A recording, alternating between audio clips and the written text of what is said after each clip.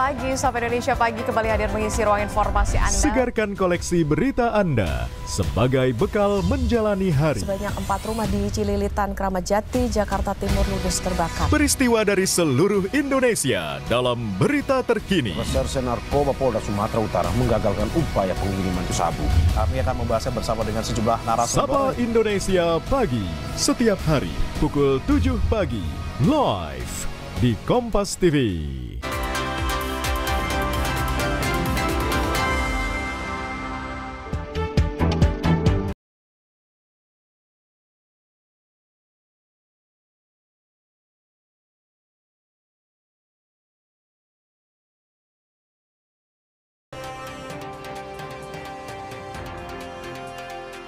Informasi mancanegara di Kompas Pagi, saudara. Kebakaran hutan di kawasan Pico de Lobo, Guadalajara sejak minggu lalu masih belum berhasil dipadamkan. Api telah membakar sekitar 2.000 hektar lahan kawasan konservasi.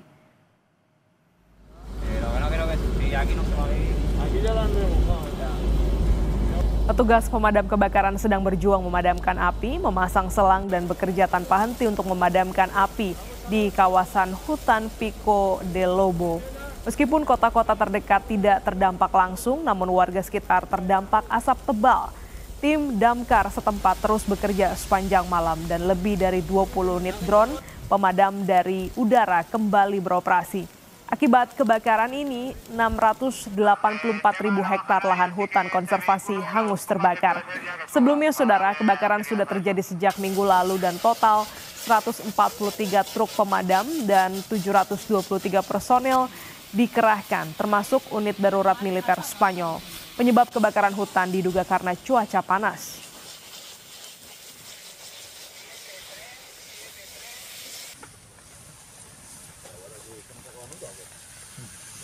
Badai tropis Bualoy atau yang dikenal secara lokal sebagai badai Opong mengakibatkan banjir besar di kota Aklan, wilayah timur laut Filipina. Tim penyelamat di wilayah desa San Jose, kota Aklan, Filipina mengevakuasi lansia, wanita dan balita yang terjebak banjir akibat badai Bualoy. Sejumlah warga berusaha menembus banjir setinggi 1 sampai 1,5 meter. Badai ini memicu tanah longsor, pemadaman listrik, dan sejumlah wilayah terendam banjir. Banjir menewaskan 11 orang dari Provinsi Biliran dan 3 lainnya di Pulau Masbate dan Tikau. Saat ini 28.000 keluarga atau sekitar 116.000 jiwa telah mengungsi akibat badai.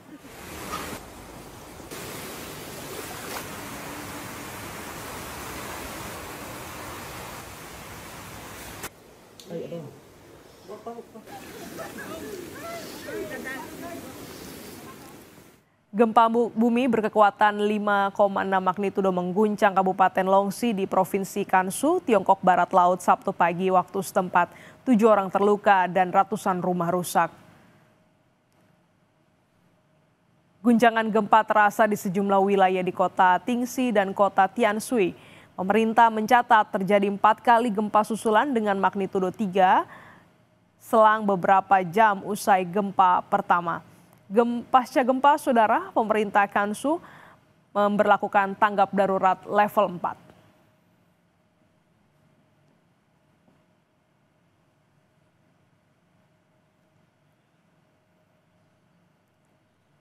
Informasi lain, saudara, pasukan Israel meledakkan satu rumah warga Palestina di kota Al-Quwaybeba di tepi barat pada Sabtu dini hari. Rumah tersebut milik Mutana Amro yang dituding terlibat dalam penembakan mematikan di Yerusalem pada awal bulan ini.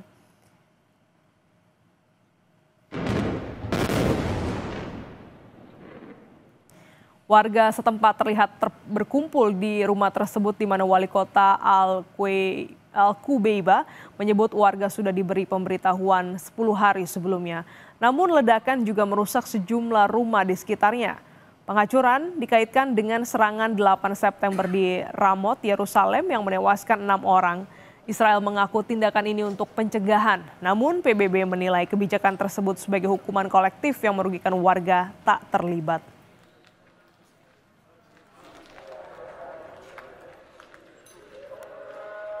قبل فترة من الزمن صارت عملية في منطقة رموت اللي نفذوا العملية اثنين، واحد من قرية قطنة والثاني من القبيبة. اللي من القبيبة هو صاحب البيت اللي تم تفجيره اليوم. تم إعطائهم إخطارات خلال 10 أيام سيتم الهدم. اليوم امبارح يعني بعد المغرب أو بعد العشاء أجت سيارات الجيش يعني بأعداد كبيرة مع باقر، واليوم على الفجر فجروا البيت. يعني مش اقتصر التفجير على البيت، بيت المنفذ، بالعكس يعني أضر مجموعة من البيوت المجاورة لبيت المنفذ. وهي أنتم شايفين حوالي 4-5 بيوت حوالين بيت المنفذ تم إيذائها وإلحاق الضرر والأذى فيها. Serangan udara diduga dilancarkan Israel menghantam sebuah bangunan hunian di lingkungan Al-Rimal, Gaza pada hari Jumat. Sejumlah korban tewas dan puluhan orang terluka dievakuasi dari bawah reruntuhan. Para medis menyelamatkan perempuan dan juga anak-anak dari reruntuhan, di mana ambulans diterjunkan dan tim pertahanan sipil menyusuri puing-puing. Petugas medis menyebut sedikitnya 1 korban tewas dan 20 terluka, termasuk ibu hamil. Sementara korban lainnya masih dicari. Kantor berita Wafa melaporkan 2 orang tewas termasuk seorang gadis dan sejumlah korban hilang. Militer Israel sebelumnya memperingatkan warga di sejumlah blok Al-Rimal namun tak menyinggung lokasi dekat restoran Palmyra yang akhirnya terkena serangan.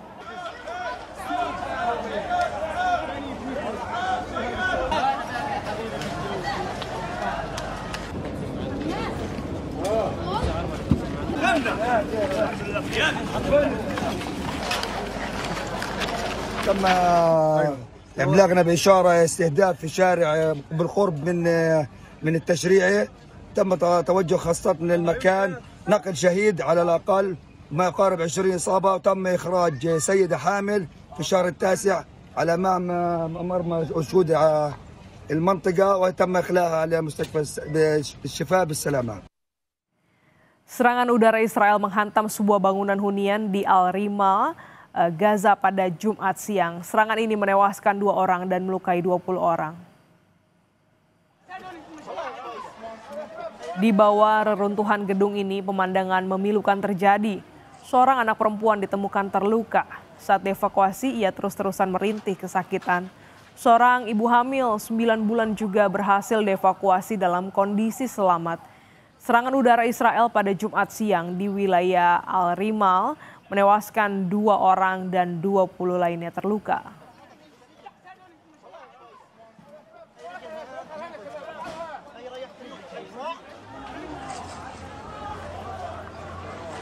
في شارع بالقرب من التشريعي. تم توجه خاصة من المكان، نقل شهيد على الأقل ما يقارب 20 إصابة، وتم إخراج سيدة حامل في الشهر التاسع على مرمى أسود المنطقة، وتم إخلاءها على مستشفى الشفاء بالسلامة. Ratusan ribu warga Gaza Utara berbondong-bondong mengungsi ke daerah selatan kota Gaza demi menyelamatkan diri dari serangan Israel. Jalan penghubung antara Gaza Utara dan Selatan dipadati oleh kendaraan warga yang mengungsi.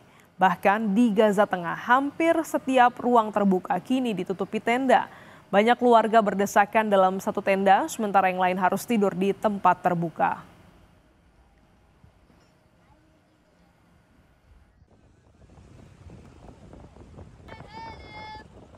نعيش ولا عارفين نقعد، كل شيء بعيد عنا من خدمات من مؤسسات. Informasi mancanegara lainnya akan hadir usai jeda di Kompas Pagi. Di antaranya Uni Emirat Arab mengirimkan 22 truk tangki air dan 5 ambulans menuju Gaza, Palestina.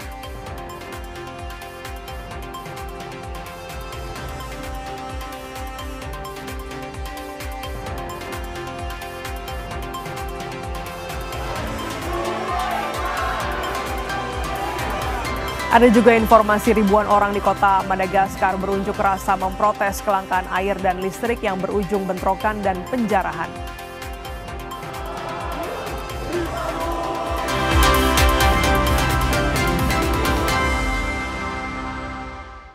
Lengkapi rujukan informasi